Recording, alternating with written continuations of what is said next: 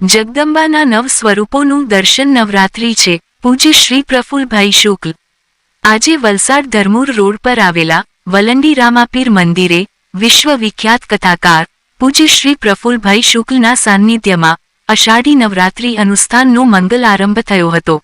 મંદિરના અધિષ્ઠતા શ્રીમાન પ્રદીપભાઈ પટેલના હસ્તે યજ્ઞ આરંભ થયો હતો. અણ ગામના સંધ્યાબેનના હસ્તે આહુતિ અપાઈ હતી. વિદ્વાન આચાર્ય શ્રી કથાકાર શ્રી કશ્યપભાઈ જાનીએ વેદ મંત્રો ઉચ્ચાર કર્યા હતા. પૂજ્ય શ્રી પ્રફુલભાઈ શુક્લે નવચંડી યજ્ઞ અને નવરાત્રિનું મહાત્મ્ય સમજાવ્યું હતું. માતાજીના નવારણ મંત્રનો જાપ કરવામાં આવ્યો હતો. શ્રીમાન પ્રદીપભાઈ પટેલના હસ્તે ઘટ સ્થાપના કરીને જવારા વાવવામાં આવ્યા હતા. માં ભગવતી સૌનું કલ્યાણ કરે અને બધાને સુખ શાંતિ આપે એવી પ્રાર્થના કરવામાં આવી હતી. અભિનવ સુરત ન્યૂઝના લાખો દર્શકોને પ્રફુલભાઈ શુક્લે શુભકામના પાઠવી હતી. અથર્વશીર્ષનો પાઠ કર્યો. અષાઢી નવરાત્રા એટલે ગુપ્ત નવરાત્રી. અષાઢી નવરાત્રા એટલે મનોકામના પૂર્તિ માટેનું એક સર્વશ્રેષ્ઠ દિવસ એ અષાઢી નવરાત્રા છે.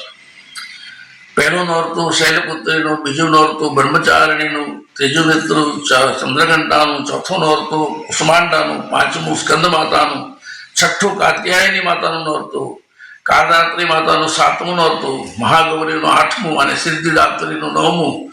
આ નવે નવ દુર્ગા માતાજીના એકમાંથી ત્રણ સ્વરૂપ થયા. મહાકાલી, મહાલક્ષ્મી, મહાસરસ્વતી.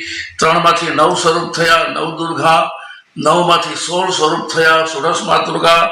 અને એ 16 માંથી જે 64 સ્વરૂપ થયા, 64 જોગણી, એ ચતુષ્ષષ્ઠી યોગીનીનું દર્શન એ આ નવરાત્રિ છે. શ્રીમદ દેવી ભાગવત એમ કહે છે કે આ નવરાત્રિના દિવસમાં જો દેવી ભાગવત કથાનું શ્રવણ થાય અને માતાજીની પૂજા, જપ, તપ, યજ્ઞ થાય તો એના જીવનમાં આરોગ્ય, આયુષ્ય, ઐશ્વર્ય, ધન ધાન્ય અને સુખ શાંતિ સંપત્તિ આવે છે. એ માતાજીનો મહિમા છે.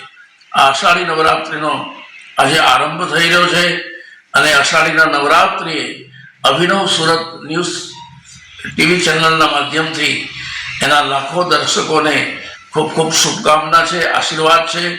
માતાજી તમારું સદૈવ કલ્યાણ કરે, તમારા જીવનમાં સુખ શાંતિ આપે એવી મા ભગવતીના ચરણોમાં પ્રાર્થના છે. અસ્તુ. ધન્યવાદ. જય સિયારામ. જય માતાજી.